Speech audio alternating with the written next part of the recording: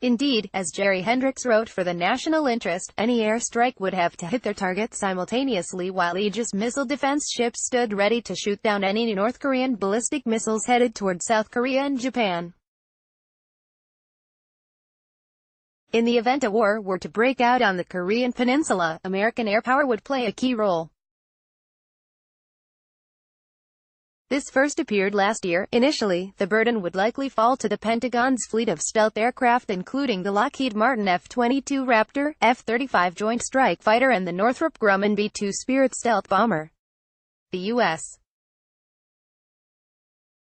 Navy, too, would likely have to play a role using its surface warships and submarines to launch waves of Tomahawk cruise missiles to target North Korean air defenses and command and control assets. However, American forces would have to move quickly to take out North Korea's retaliatory strike capability, both its nuclear forces and its conventional artillery forces that could lay waste to Seoul. That's ultimately the problem for American military planners during any potential preemptive strike against North Korea.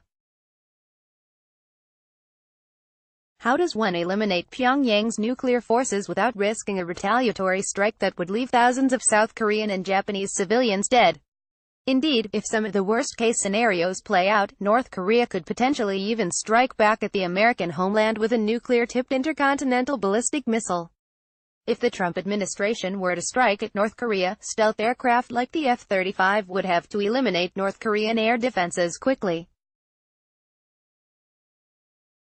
Pyongyang does not have the most modern of air defense systems. The threat mostly comes from the sheer volume of older Soviet-built systems it has available to it. However, while the bulk of North Korea's air defenses are antiques, it does have some potent newer weapons available including its own indigenous KN-06 clone of the Russian S-300.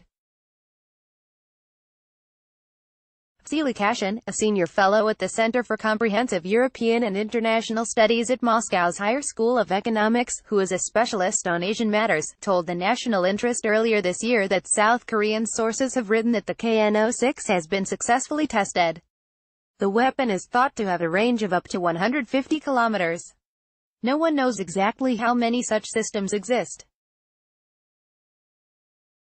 The KN-06 has phased array radar and tracks via missile guidance system and may be equivalent to the early S-300P versions but with greater range, Vasily told the National Interest.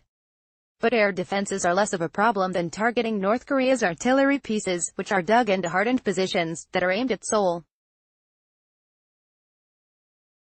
Indeed, even without its nuclear-tipped missiles, dug-in conventional North Korean artillery could leave Seoul devastated within only a few hours. Any successful attack on North Korea would have to eliminate those threats before they could level Seoul, but that is easier said than done. Recommended: what will the 6th-generation jet fighter look like? Recommended: imagine a U.S.